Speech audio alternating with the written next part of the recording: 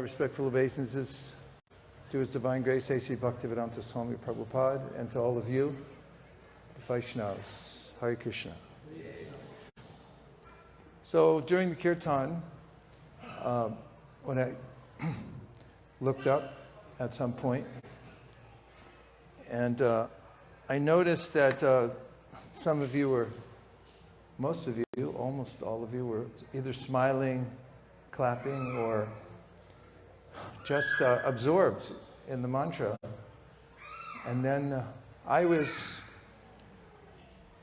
aware that there was some power in the mantra. Although I was concentrating on singing, then by seeing your reaction, I felt inspired. And one of the ways in which Lord Chaitanya Mahaprabhu recommended that we stay inspired is by distributing Krishna consciousness to others. Because in the process, we notice again and again how it affects people, many of whom have never come in contact with transcendental sound vibration, or the demeanor of a devotee, the lifestyle of a devotee. And when we see their reaction, then we remember what it's like to come in contact with the sound of the spiritual world for the first time. Do you all remember a time when you first heard the Hare Krishna mantra or saw a devotee and there was a nudge in your heart, or maybe even more? Could have been even fireworks going off, where you felt that this is not nothing, nor is it ordinary, and it's extremely special. Any of you had that experience? I had been looking for Krishna consciousness, and a friend of mine, I didn't know I was looking for Krishna consciousness, but I was looking for something. And when a friend of mine brought me a magazine from the Hare Krishna movement, I immediately felt that exhilaration, that this is what I've been looking for. And so Chaitanya Mahaprabhu recommends that we go out of our way to put this in the ears and the hands of others as artfully, as gently, as lovingly as possible. That helps. As people in the world today are used to, or in the material world in general, being exploited. And people always have a sense that somebody, although they may offer something, they want something back. And when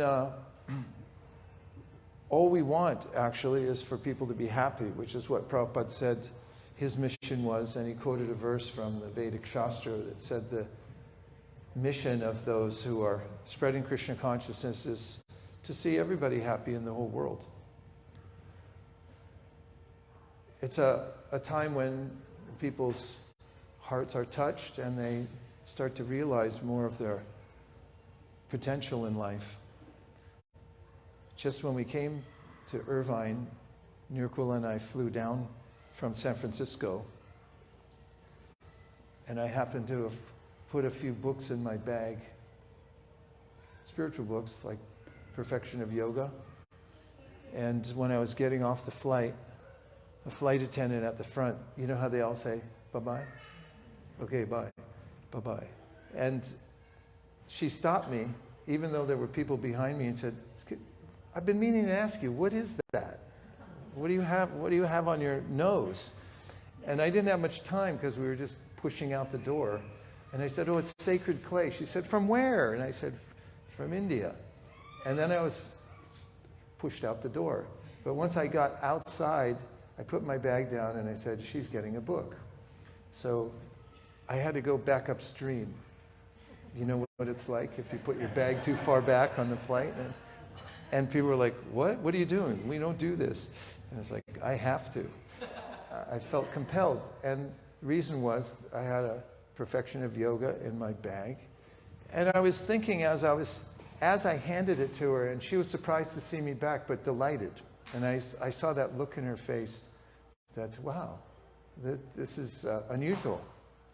And she just received a gift. And as I was walking back up the galleyway, if that's what you call it, I had this thought that she received something valuable. And then I remembered the value of it.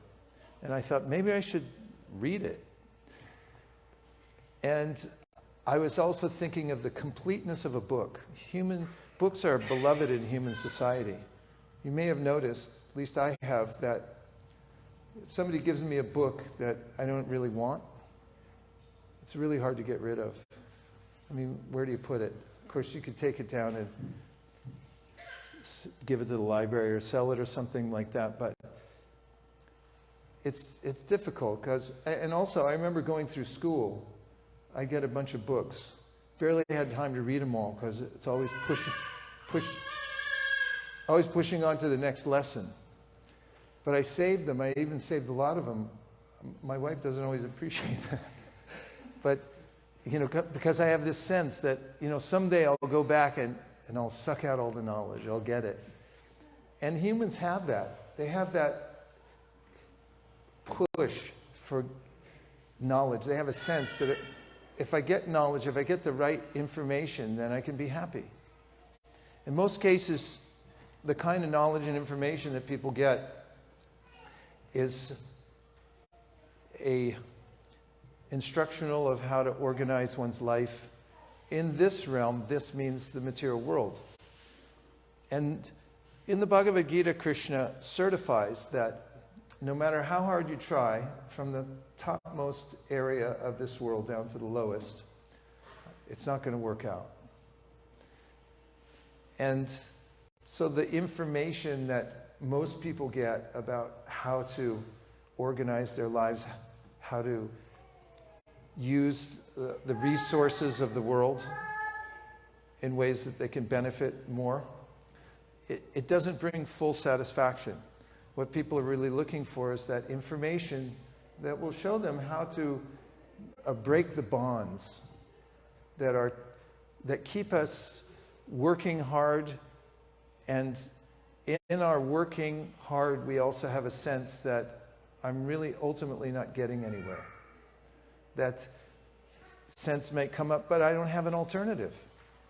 There's nothing else for me to do, really, except for to go along with what's in front of me right now. I have to take care of my immediate needs, and perhaps I have the luxury of thinking of extended needs. But then there's also a nagging feeling that no matter how well I am able to organize the energy and no matter how much I can accumulate, then it will be unceremoniously taken away. Did anybody ever think like that? I know all of you do. This causes what's called cognitive dissonance. There's a sense that although I think I'm doing something and I'm working really hard at it, I am doing something, it seems to be for naught. And it might be taken away. Cognitive dissonance comes up in a lot of ways. One of the ways psychologists mention it is smoking is an example, because smoking, as Srila Prabhupada used to say, there was a brand of cigarettes which was called Kool, spelled with a K, which is cool in and of itself. And he said they're smoking cigarettes and they're thinking it is cool, but they're breathing in hot fire. So that doesn't make a lot of sense. But everybody knows, at least should know, that it's injurious to health. In fact, there was a law passed, I think when I was a kid, that they had to put on the package of each cigarette, on each cigarette package they had to put a warning. Have you ever noticed that? Well, in some countries that's not enough. I saw in the duty free, I think it was in India or Europe, where? In Thailand, they take actual pictures of people who have been eviscerated because of cancer and their lungs are exposed, and it's a major part of the cigarette package. And it's a kind of cognitive dissonance that is two competing ideas that are at odds with one another. I guess that's what competing would mean. But you see the cart come down the aisle on the airplane, and then you see people's lungs hanging out. and the cigarettes, and they're going, who would like to buy a package of cigarettes? And this is at odds with our self-interest. Nonetheless, there's something that compels me to take it anyway. So in the Bhagavad Gita, Krishna, actually Arjuna, brings up the question, why does this happen to me? Why do I feel impelled to take things that aren't good for me? And Krishna says there's a force in the world that when contacted, I'll say it not in a passive voice, when we contact this power called rajas, it inflames us and it makes us reach out to try to find happiness by interacting with various objects of the senses in the world, despite the fact that no matter how much I get, I'm never satisfied. There's still the sense I'm being spurred to try it again and do more. This is called rajas. And so Krishna says that's the problem. When you contact that energy and it gets in you and it is the filter through which you see the world. And therefore he said, you have to make some priorities. And so he gives us a sense of a hierarchy in our own apparatus called the material body. And he says, Indriyani priyanyahur, indriyebhya param manaha, manasastu para buddha, yobhute paratastu saha. So this is a description of a hierarchy which starts with our senses. And Krishna says, above the senses is the mind, above the mind is the intelligence, and above the intelligence is you, the soul. And you're the animator of the body, and you're also the observer of the body. You can objectify the body, the mind, the intelligence, the senses, and see that they're separate from you. So Krishna says this is an understanding that is important to have, first of all. And then he says, Evam buddhi param buddva samstavyatmanamatmana jahi shatram mahabaho kamarupam darasadam. That you should fortify your intelligence and develop discrimination by understanding what the consequences of your actions are in the world. Think of the word consequence. There's a sequence that unfolds from whatever we do, from whatever we touch, whatever we think about, and so forth in the world. And Krishna describes one of those consequences from just the titillation of the senses, which is what maybe Oreo cookies are all about. Just some sense satisfaction, no nutritional value. No offense to anybody who's a fan of Oreos, but he says, Yehi sam sparshaja bhoga, which means that when you're getting your pleasure from sparsha, or just touching the world with your senses, Yehi sam sparshaja bhoga dukkha yona evate. So this is a sort of an alarming statement. So if you don't feel like being alarmed and you want to remain serene, then just cover your ears for a sec. So yoni means the womb, and dukkha means misery. So he gives this metaphor that when you interact with the world with the idea that you'll be happy by touching it or organizing it so you can touch it even more, then he says something's born from that interaction. From the womb of that interaction comes dukkha, or misery. Kind of the opposite of what I had hoped for, right? And therefore he says, Adyantavanta konteya nateshu ramate buddha. An intelligent person notices that there's a beginning and an end to all types of pleasure in the world, and therefore he or she decides that I won't participate on that level. So what to do? One has to have some engagement for the senses. And Krishna mentions this to Arjuna in the Gita, that you can't just stop acting and you can't stop tasting. So what do you do? Well, you use your senses in yajna, in service to the Supreme. And you can, in Bhakti Yoga, use all of your senses for the pleasure of Krishna's senses. Now, at first that may sound like, well, what do I get out of this? Did anybody think like that? Thank you. So what's in it for me? Well, what's in it for us is that Krishna is known Atmanam Akilatmanam.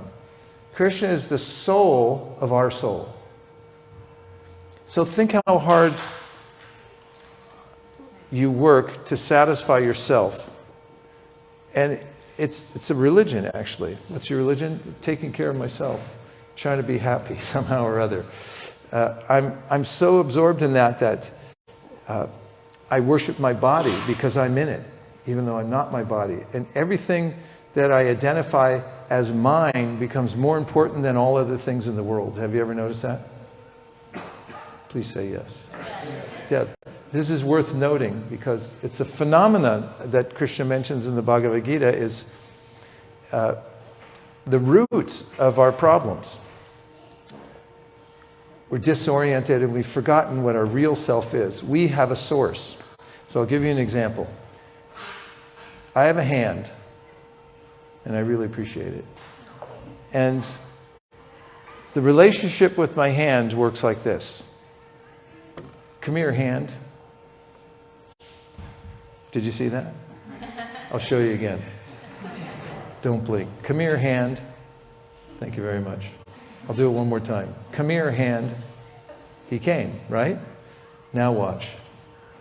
Come here, hand. Come here, hand. I have a problem now, don't I? Hand doesn't come. And we are a part of Krishna, just like the hand is part of my body. So if Krishna says, come here, little jiva, and we say, not right now, then this is called a diseased condition of life. But when we're in cooperation with Krishna as his limbs, then we feel naturally satisfied and happy. I'll give you another example of a tiny little screw. Srila Prabhupada used to give an example about the value of a screw. Is anybody here familiar with eBay? Because I got a bunch of stuff to sell. See me afterwards. No, I'm just kidding. How much can you get on eBay for a little screw that you find on, is this Pacific Avenue? PCH.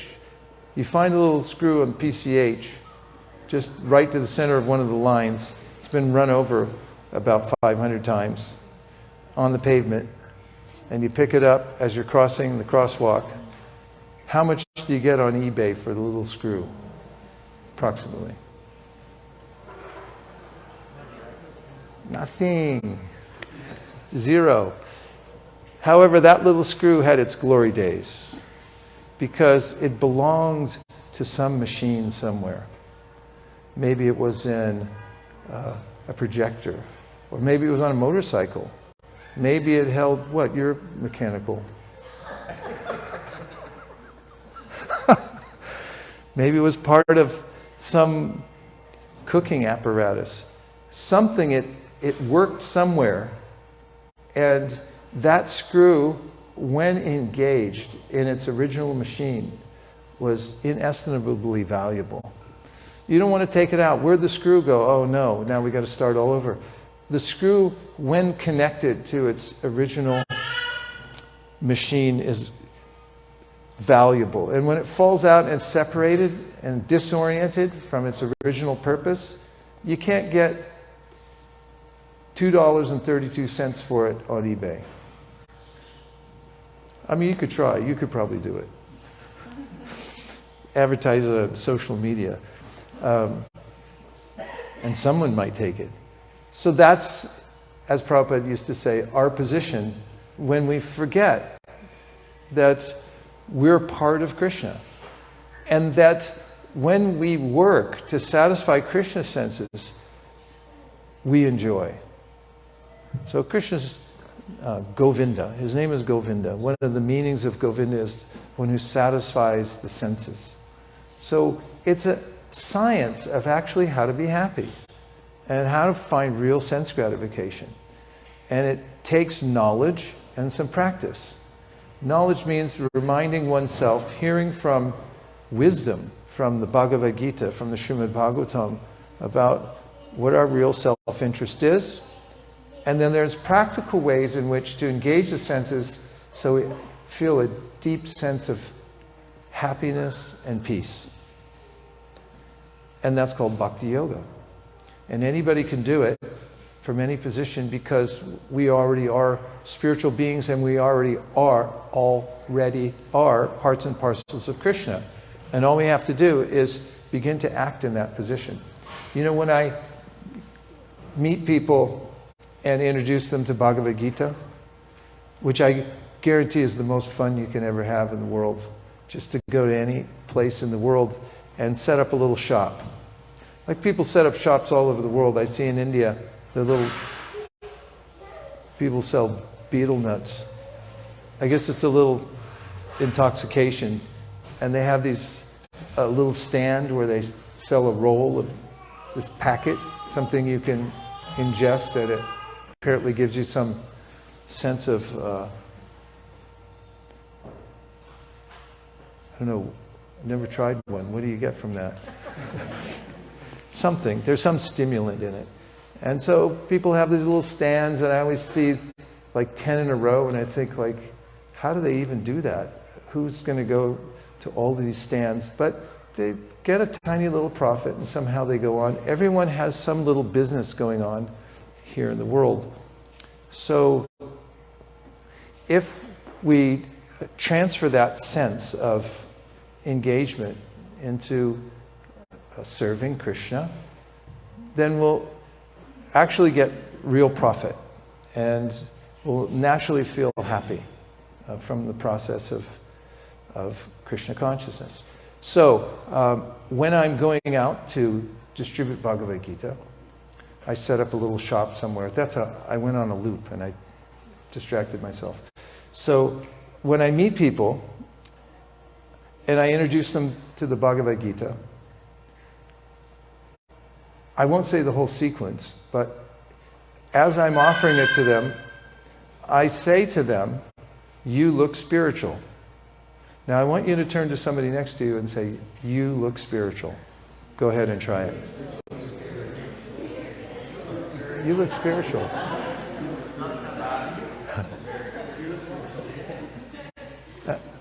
How do you feel right now? So, you know that light's on, right? Okay, so have you ever had this happen? You come out of your apartment, house, boat, wherever you live, and someone looks at you and you go, "You look tired." Have you ever had that? Don't you hate that? Ken, you really look tired. So how do you feel after that? Because you're looking in the mirror and go, "God, I do look terrible," you know. Or worse, somebody that comes up and like, "You really look bad. You look terrible." How do you feel? Really bad. But there's this magic that happens when you tell somebody, "You look spiritual." Number one, they are spiritual. Because we're not our bodies. We're actually spiritual beings inhabiting a body. But we forgot. So when you say to somebody, "You look spiritual," here's what happens. Instant self-realization. You'll see it go to any street corner, just say, excuse me. Yeah, I just want to tell you something. You look spiritual. And you see what happens. They'll look down and they go, "Oh, I forgot. I'm actually from the spiritual world. I am spiritual. Thanks for reminding me." That's how quickly one can become Krishna conscious, is by remembering, actually, I'm spiritual. I don't have anything to do with the interaction of the senses and the body. It's like if you see two big tractors outside in a construction zone. You know, if there's some erotic music, what do they have the cranes and the heavy equipment. So, what if there was some interaction between the two, and they're like bumping into each other or something, two tractors. And it seems like ludicrous that would be some eroticism. So these bodies are like that too. It's tractors interacting with one another. It's a machine, basically. So the happiness that we're looking for is on a subtle level. It's aesthetic. It's emotional. And we're built for that because we're humans. And Krishna likes humans, by the way. It's in the 11th canto of the Srimad Bhagavatam. So if you were feeling a little down today, you can be happy now because Krishna likes you. Because you're a human. Say Haribol. Haribol. So, there are basic practices that anyone can take up and can taste this sense of happiness that comes from pleasing Krishna's senses. And one of the best kept secrets that Lord Chaitanya Mahaprabhu wanted to tell the world about was that you can have that interaction with Krishna directly at any time through the process of chanting his names. So let's say you're very thirsty and you're trying to get a glass of water, which is what I'm thinking about right now myself. And so, I'll wait till the end of the story.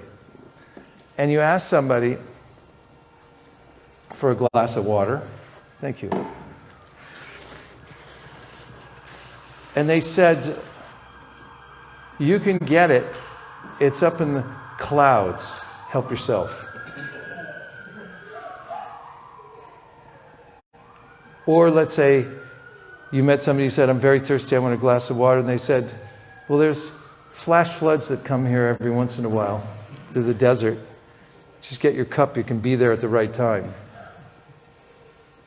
Or let's say you ask for a glass of water and they say, there's an aquifer underground. You just dig for it. You can find it. You can get a glass of water there. Not very good. So some people say, I have the desire to come in contact with supreme happiness. I want to know who God is. And someone will say, he's in heaven. Where is heaven? It's out of my reach, actually. Or someone says, I want to find God. I want to make that spiritual connection. And someone tells you, you wait for an avatar to come. They come every few million years to the world.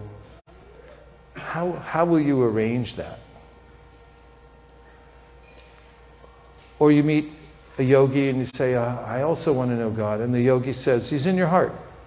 You just have to sit down in a cave, give up your worldly occupation and focus for the next 10,000 years. And maybe you can see the tips of the toes of the Lord who resides within the heart. You have 10,000 years? 3 people said no. So Chaitanya Mahaprabhu said that you want water, you take it, it's in the palm of your hand. You can just drink it like this by chanting the names of Krishna. All the names of God have this potency. Nam Nam Akari Bahuda Nija Sarva Shaktis. Immediately you get this. And it also is a kind of service. This is a famous verse from the Padma Purana which says, Atashi Krishna Namadi Nabhaved Grayam Indriye Seva Mukhihi Jivado Swayameva Spratyada. Amazing. Yoga begins with the tongue. The tongue is like the rudder. If you don't have a rudder in a boat, it doesn't go any way that you desire it to go. And so the Padma Purana says you can start your yoga practice by using your tongue. And the best way to use your tongue is to repeat the names of the Supreme. It goes like this. Hare Krishna, Hare Krishna, Krishna Krishna, Hare Hare, Hare Rama, Hare Rama, Rama Rama, Hare Hare. And this is a kind of service to the Supreme, amazingly, and it's also the first step, the gateway to perfection in yoga. The verse, I'll say it again. Ata Shri Krishna Namadi Nabhavid Graimindriya, which means that you can't understand the Supreme through your blunt material senses, no matter what you do. However, if you start serving Him, beginning with your tongue, then He'll be pleased to reveal Himself to you. And that's what Lord Chaitanya taught as a process that the whole world could take up. So there's two parts to the Hare Krishna movement. It's really simple. Should I teach them to you? Yes. Okay. Number one is over here, and it's chant Hare Krishna. What's number one? Chant Hare Krishna. Correct. And number two is teach others. What's number two? Now we're going to have a quiz. Are you ready? I don't think you're ready. You ready? Okay. Number one. Number two. Number one. Number two. Number one. Number two. One.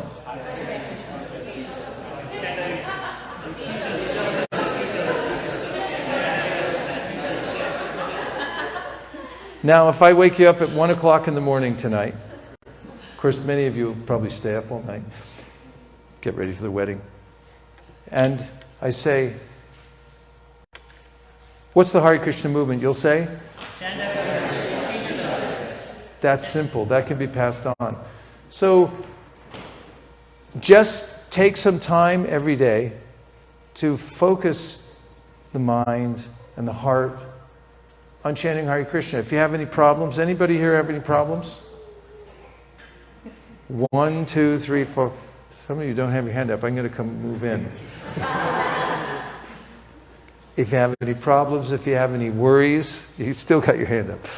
And then you chant Hare Krishna. And if all else fails, and it will, chant Hare Krishna. This is the very focused teaching of Sri Chaitanya Mahaprabhu. There's not a lot of moving parts. And it's simple. And we are spiritual. And real happiness comes from contact with Krishna. And you can make contact with Krishna by chanting Hare Krishna. Problem solved. Yay! We win. Hari Bol. And now we'll see if you have any reflections or questions. A reflection means anything you heard from the monologue that's stuck in your mind. And a question is something purposeful to expand the conversation.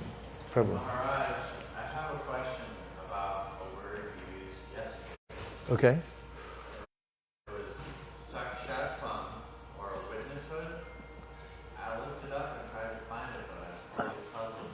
Where you found that? It's in the Bhakti Sandarbha, Jiva Goswami Shakshitva. It talks about witnesshood.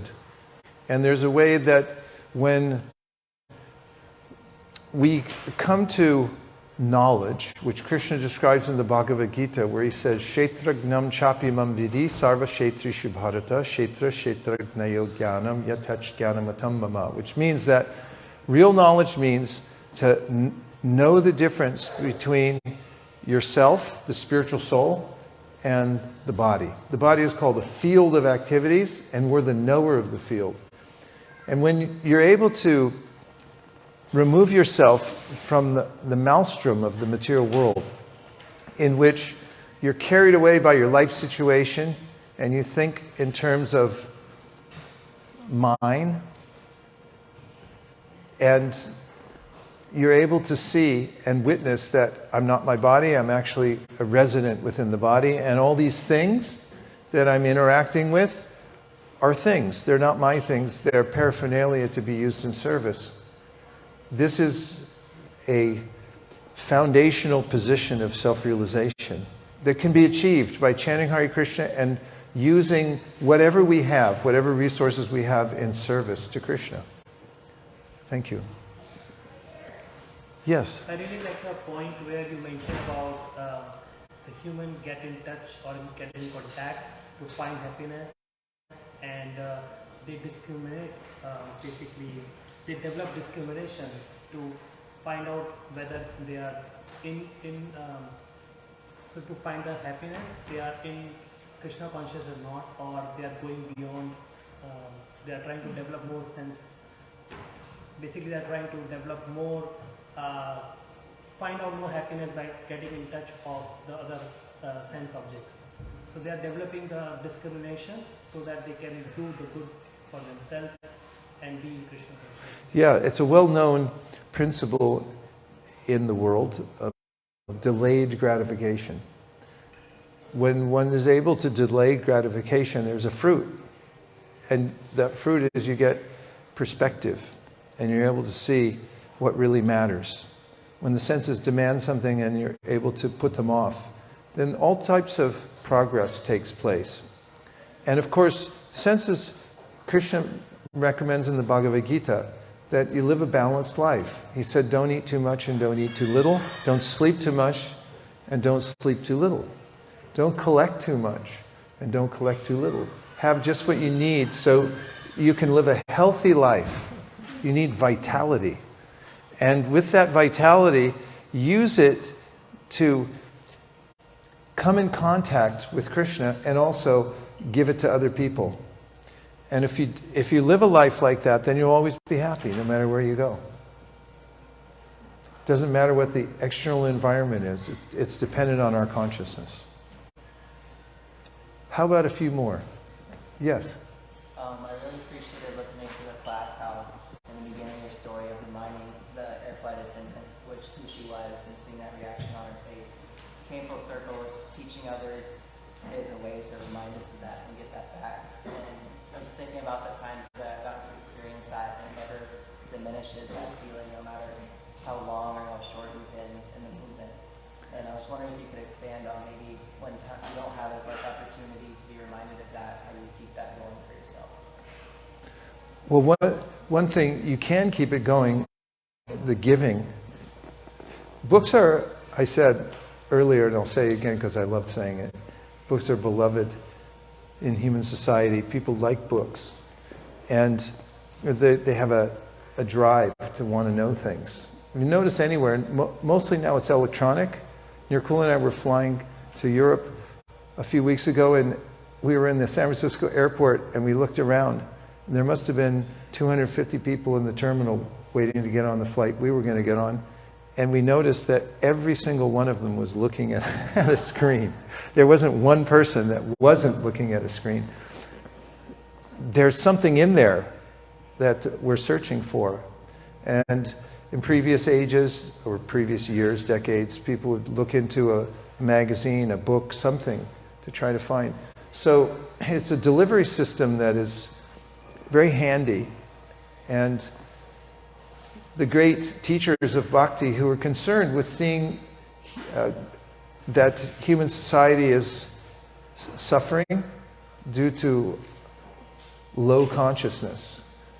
And they devised ways, did the great teachers of bhakti, to inculcate spiritual principles into society. And one of the ways is by distributing books, letting people take that knowledge for themselves. They can poke their nose in it, and they'll look at it. And even if they don't get it the first time, sometimes people look at it later, and then it speaks to them. So one thing that you can do is carry books with you. So a little homework, if you get a few books, for instance, Ratatvaj Swami, wherever he goes, he always keeps The Perfection of Yoga in his bag.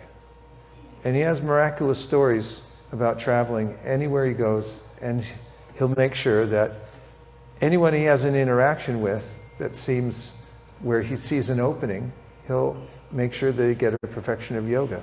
Now that changes an ordinary trip to the store to looking at your environment and thinking, like, who is that person going to be? Whenever I leave a Hare Krishna temple to go to the airport, if I'm fortunate enough, I get one of these garlands. And I've been pretty lucky lately getting garlands. I got 2 of them tonight. So my rule is, when I walk into, for instance, LAX or the Orange County Airport, the first person to ask me about it gets the garland. Can somebody open the door? Can we get more air? Is oxygen available? Just a cross ventilation. And that makes the trip to the airport much more adventurous and exciting than just standing there and thinking like, when's this flying living room going to take off? And if you think about all the time how to teach others, how to make sure that other people come in contact with Krishna consciousness, then you escape the small universe of the mind that tends to become morose. Have you ever noticed that? Nobody else? Just me.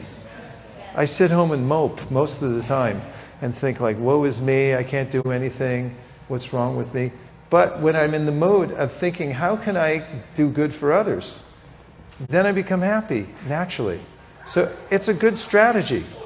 And if then you research and you figure out the best thing that you can do for people, which is what sages do, which sages can you think of who attended, I'll give it away, 1,000-year seminar, thinking about how to do good, the best they could for everybody in the world, all living entities. For 500 points. Okay, Dhameshwar. Sutta Goswami and the sages in Naimisharanya. Srimad Bhagavatam starts off with the sages at Naimisharanya. They went there for a little seminar for 1,000 years. And the topic was, how can we do the best we can for all the living entities in the world? What's the best thing that we can possibly do for them?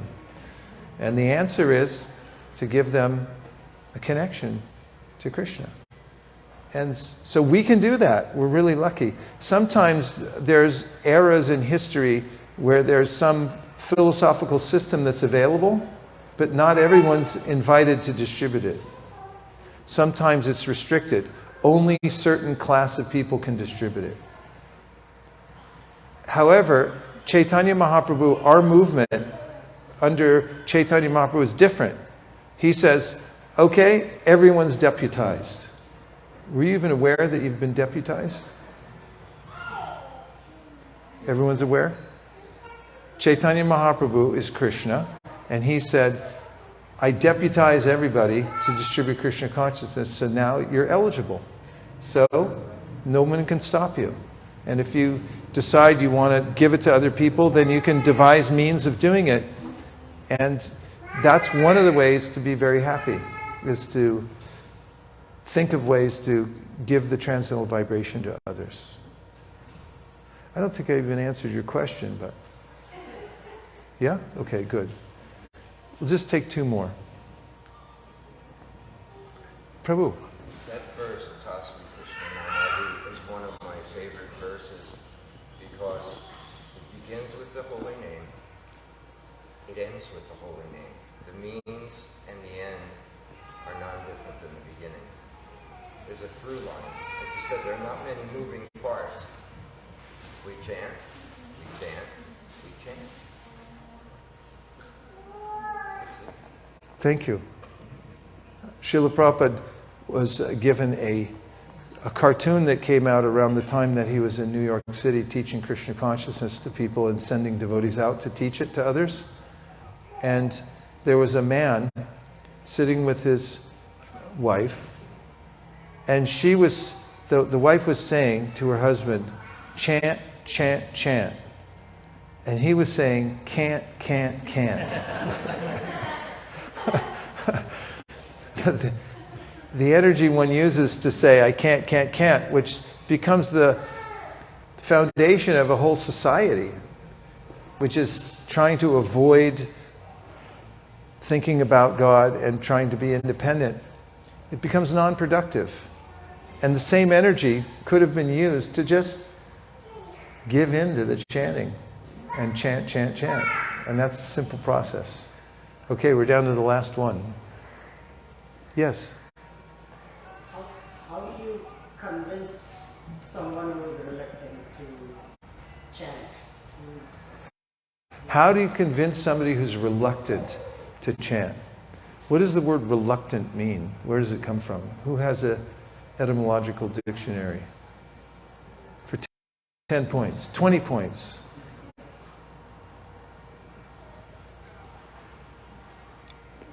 Reluctant. Can you just be luctant and not reluctant? Okay. Where does it come from? Mid-17th century. Mid-17th century. Offering opposition. Offering opposition. Is it grouping or writing? What? Writing. Writhing? Yeah. W-R-I-T. That sounds severe. Well, okay, so the answer is you're not supposed to present Krishna consciousness to people who are writhing or who are reluctant. So this is mentioned in the Srimad Bhagavatam. Ishvare tadadineshu balisheshu dusatsucha prema maitri kripopiksha yakaroti samadhyamaha.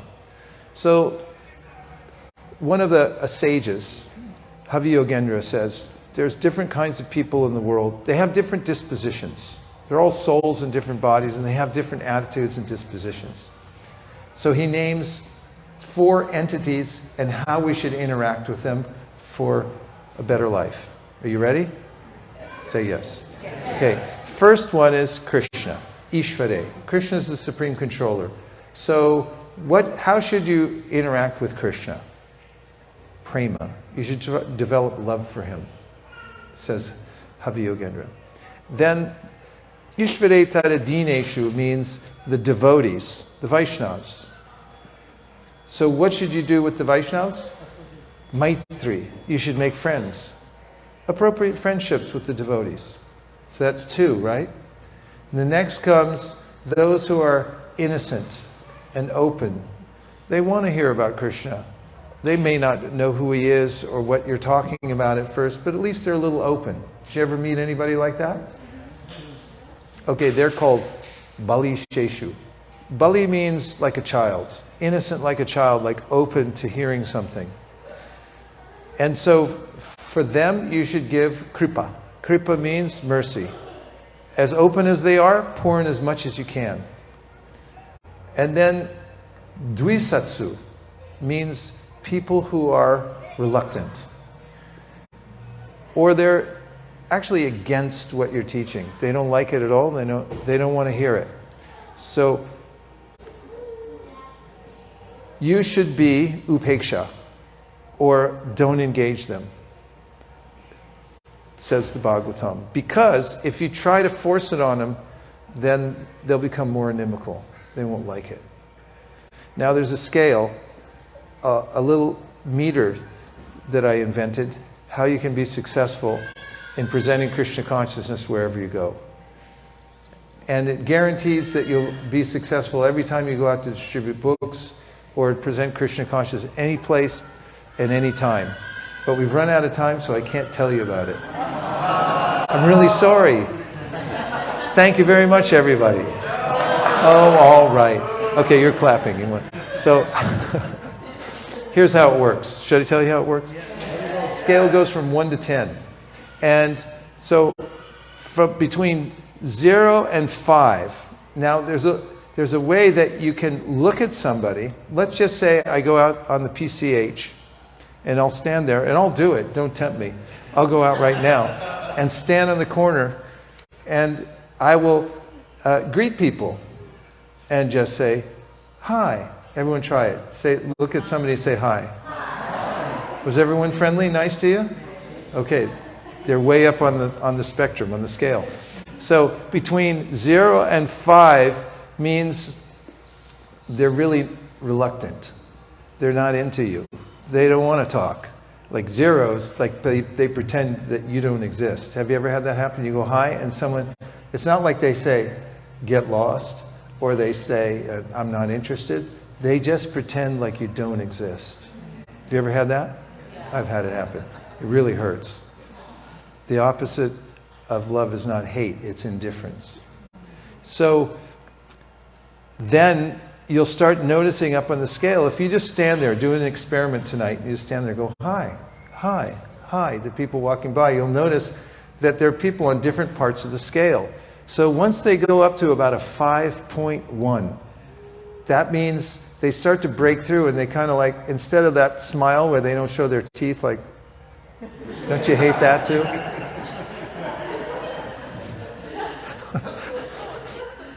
You're not smiling. But actually the teeth show through and they go like that. You go high and they go, that's like a 5.1. And you start to know there's an opening here. I can talk to this person. And you start getting up to, 6, 7, 8, and people, they'll come to you. It's like, hey, what are you doing? Where'd you get these? We went out in Denver, Colorado, this is many years ago, with a group of devotees to distribute books on the outdoor mall in Boulder, Colorado. So there was one devotee with us. He was a brahmachari, wearing saffron and had a shaved head. And he was from, I think, Burma or some exotic place in the East.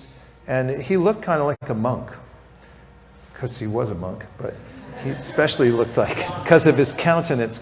And so he really didn't want to go out. He was not into it.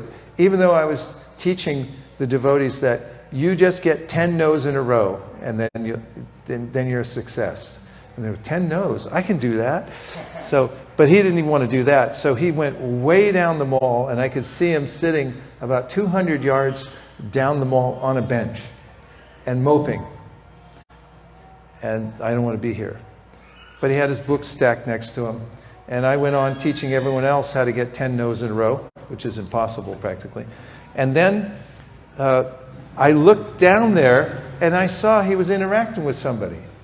Our mopey little brahmachari, and he was interacting with somebody. And I was like, what the heck is going on down there?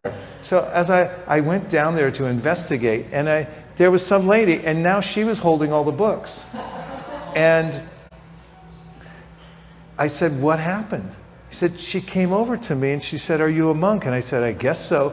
And he said, are these your books? And he goes, yeah, I guess they are. And she said, can I see them?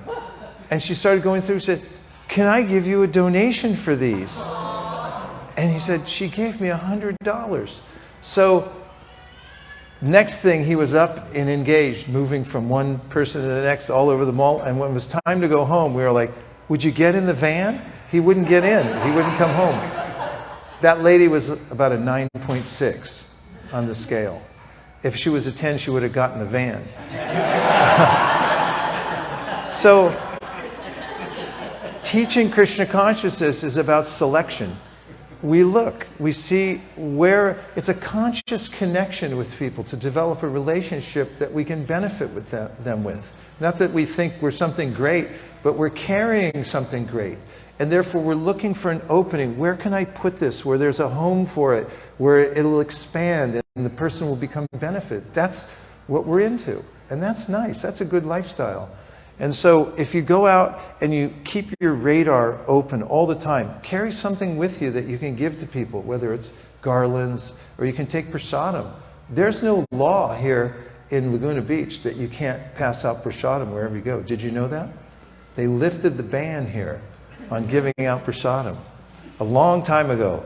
So if you want to carry prasadam and you just happen to go to your bank teller and bank teller says, how are you? And you say, pretty good. Here you go. And you give your bank teller a nice cookie. What'll happen? Nothing bad. You go back the next time when you're making deposit or withdrawal and you give the same bank teller a cookie. What'll happen?